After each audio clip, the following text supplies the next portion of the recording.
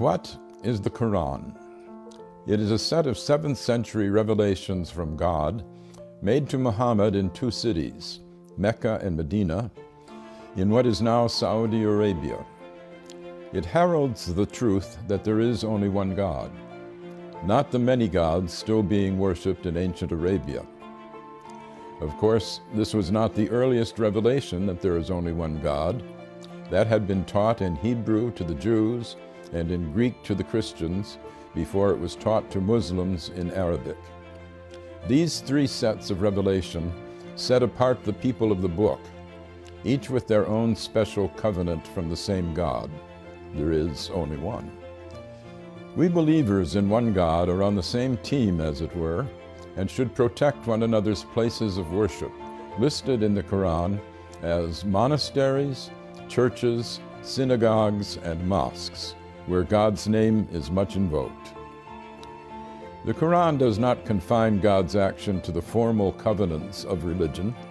God tells us that He sends messages to all men all the time, beginning with Adam, who repented his sin in the garden and became the first prophet. The unending stream of prophets includes Moses and Jesus. Muhammad himself is the seal of the prophets, not as canceling former covenants, but as confirming them. But the love of God is not brought only by human messengers in the Qur'an. Creation itself is a set of messages from God, which speak a divine code that we are told to decipher. God's intent can be seen in the beauty and power of the universe. Moses does not speak alone on the mountain speaks with him. Birds speak to Solomon. The world is constantly signaling to us, bringing us insights into the beauty and power of its maker.